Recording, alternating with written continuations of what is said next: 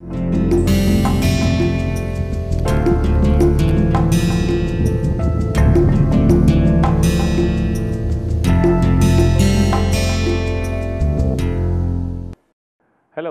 welcome to Advanced Composites.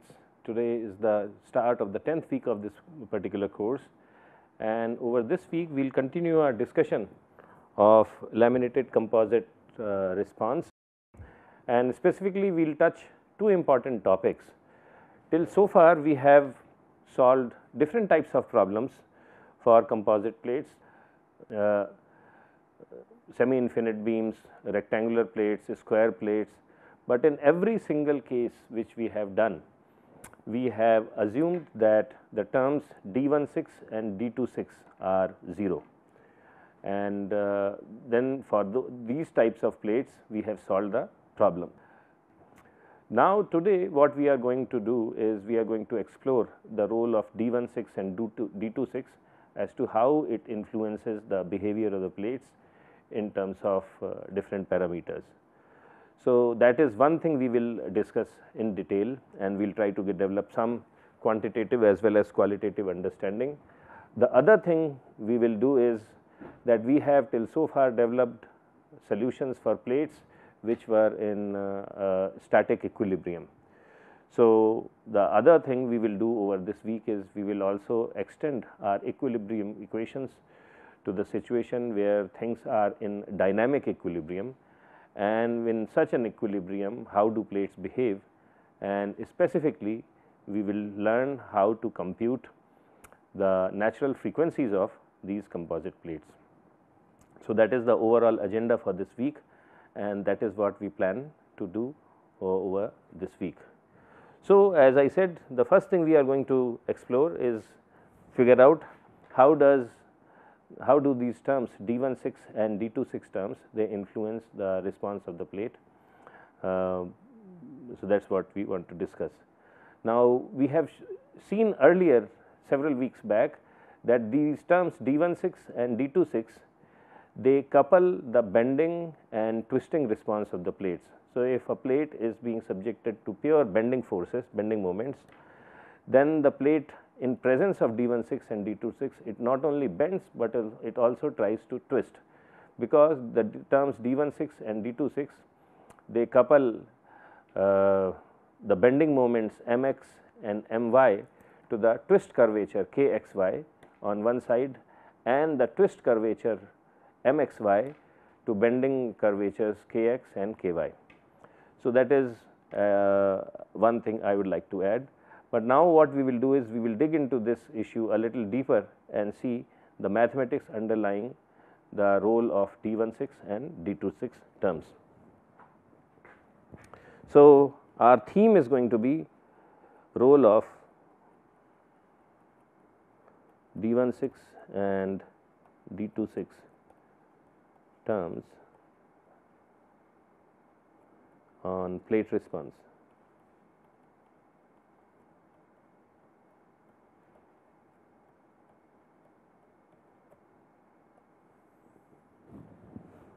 So, what we will do is we will consider a simply supported plate.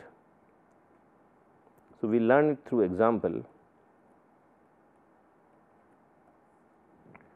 and the example is of a plate which is simply supported. So, this is my x, this is y direction, and the plate is simply supported on all the four sides. We assume that the length of the plate is A and the width of the plate is B, and we make the following assumptions. 1, we assume that plate is symmetric. So, it is symmetrically laminated.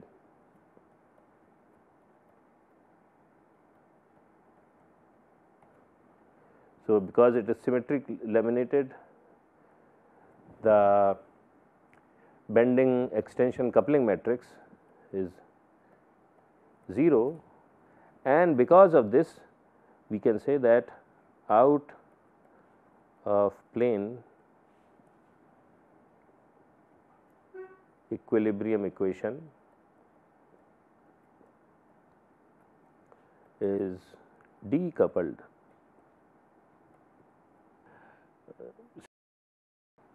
with in plane equilibrium equation.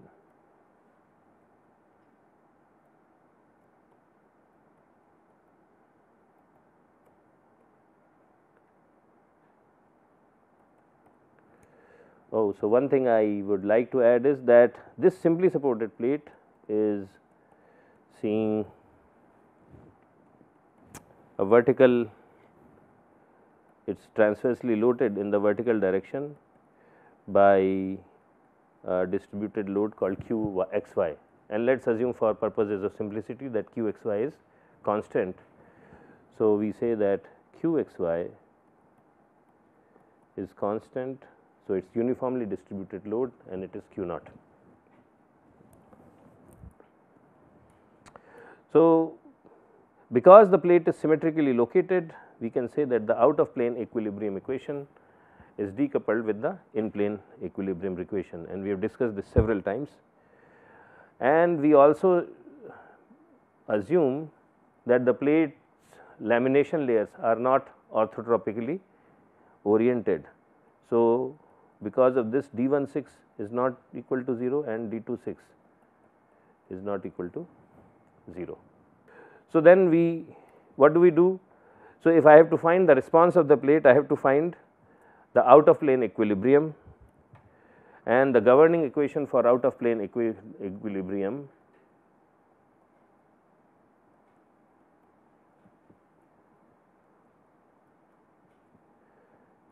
for out of plane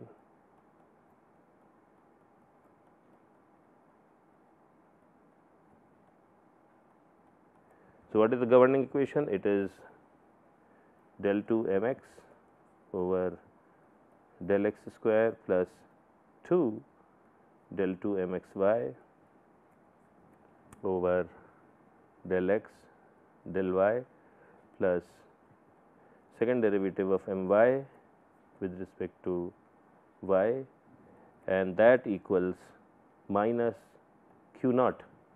So, it should be q x y, but here q x y is constant and it is q naught. So, this is the governing equation, and we would like to solve for this governing equation. So, the first thing we will do for solving it is we will express m x, m y and m x y in terms of w. So, we know that m x from the ABD relations is equal to d11 del 2 w naught over del x square, and this everything is negative. So, it is minus d11. So, plus d12 del 2 w naught over d y square plus d16 del 2 w naught over del x del y, and actually there is a 2 here because the twisting curvature is twice of second derivative of w with respect to x and y. Similarly, m y equals minus d12 del 2 w naught over del x square plus d22 del 2 w naught over del y square plus 2 d26 del 2 w naught over del x del y, and mxy equals minus d16 curvature in x direction plus d26 del 2 w over del y square plus 2 d66 del 2 w naught over del x del y. So, we take these definitions and we plug it into the governing differential equation. So, once we do that, the overall equation we get is a long one. So, what we get is d11 del 4 W naught over del x 4 plus 2 d12 plus 2 d66 del 4 W naught plus over del x square del y square plus d22 del 4 W naught over del y 4 plus d16, and in d16 we get, so there is one d16 term in mx and another d16 in mxy. Okay. So, I get 2 d16 here and this term gets differentiated twice in x. So, I get dw d3 d4w dx cube dy, and from here this is being differentiated again with respect to x and y. So, I get the same thing here. Okay. So, I get basically 4 d16 del 4w del x cube del y. So, I get 4 d16 del 4 w del x cube del y, and likewise I also get 4 d26 del 4 w del x del y cube, and then I get a d66 term. So, that we have already taken care of d66. So, that we are fine with. So, I get these two extra d66 terms, and all these things add up to be equal to q naught. So, our aim is to find the solution for W. So, given this W, this is what we want to find from this equation. Now, what we will do is we will use the principle of virtual work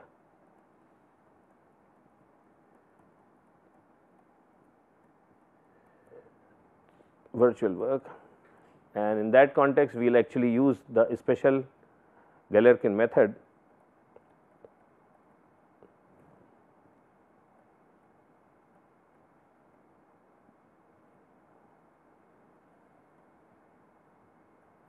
to solve this equation.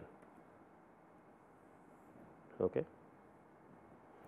So, when we do that, when we are trying to use a special Galerkin method, what is it? First we have to see what are the boundary conditions.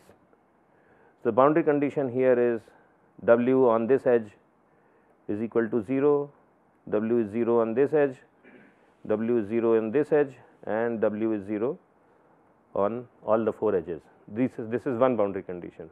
So, this is the boundary condition associated with kinematic constraint, which is W, and the other boundary condition is on this edge mx is equal to 0, mx is equal to 0. So, this is plus, this is minus. On this edge it is my plus equals 0, and here my minus equals 0. So, our choice of the trial function for a special Galerkin method requires, the only thing it requires is that we should be able to satisfy only the kinematic boundary condition. We do not need to satisfy the condition related to moments being equal to 0 on all the 4 edges. Okay. So, we choose.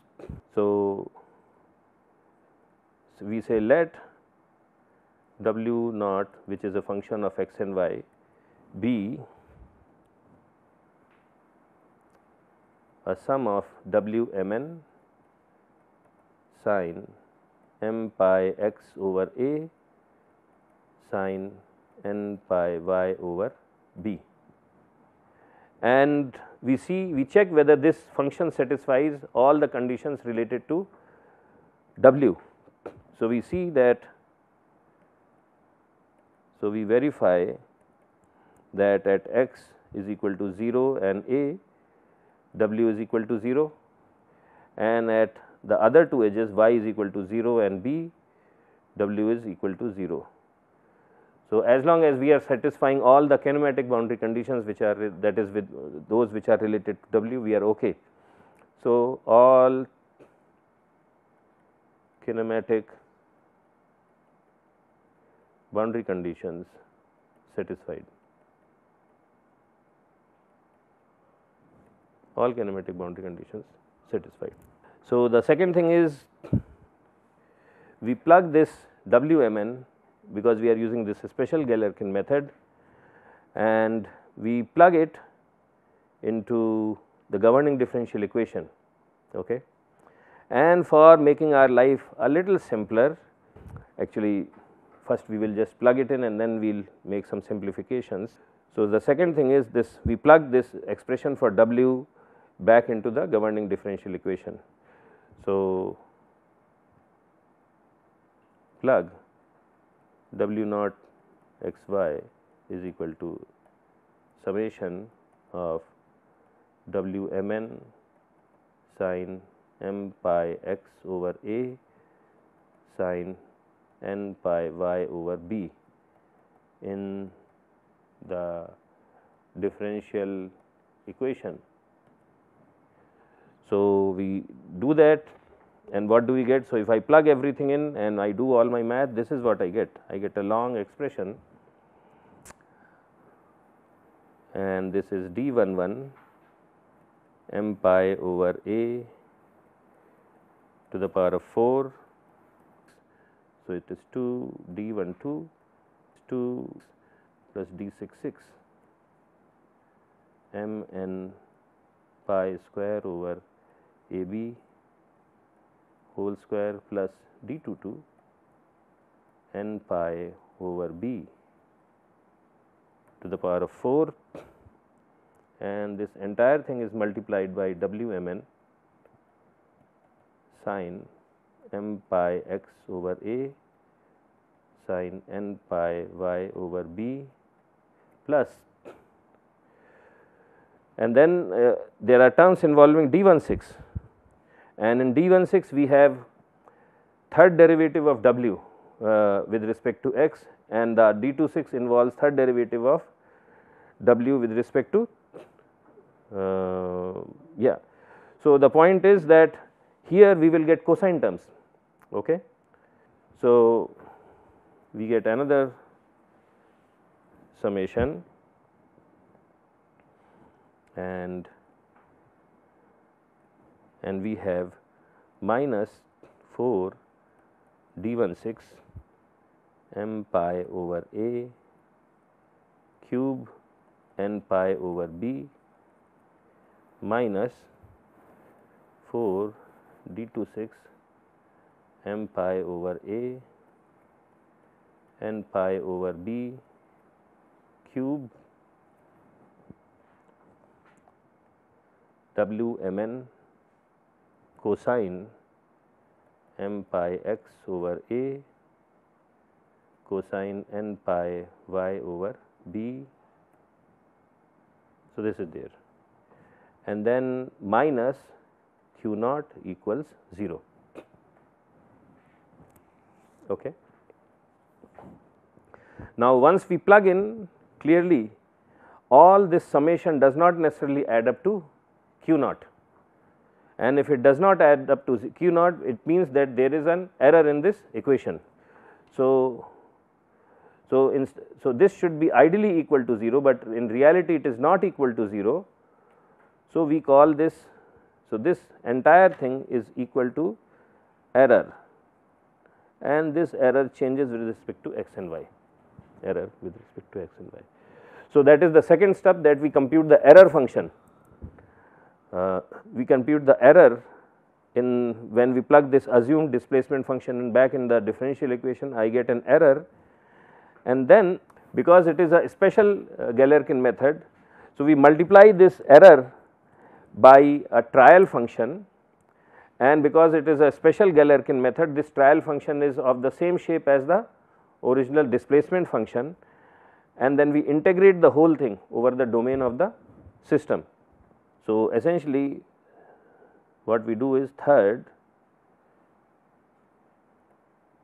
compute the weighted integral, because we are of this error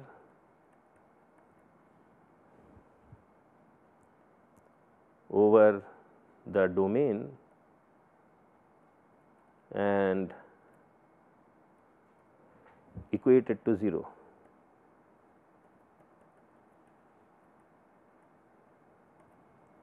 Okay. So, what do we do mathematically? What it means is that I take this error and I know what this long function is, I multiply it by a trial function. So, let that trial function be Wmn1. This is a virtual displacement and it is having the same shape as the original, except that its amplitude is Wmn1, not Wmn. M pi x over a sin n pi y over b, okay, and I integrate it over the domain. So, I am integrating it from 0 to a and 0 to b. So, if there are m times n terms in the error component, then there are same number of terms are there in the weighted function, this Wmn1. So, the total number of terms in this entire integral will be m times n whole square, which is m square times n square, and this entire thing is equated to 0. So, this choice is because we are using a special Galerkin. If we were using general Galerkin, then it could have been any function, but in a special Galerkin we use the same function.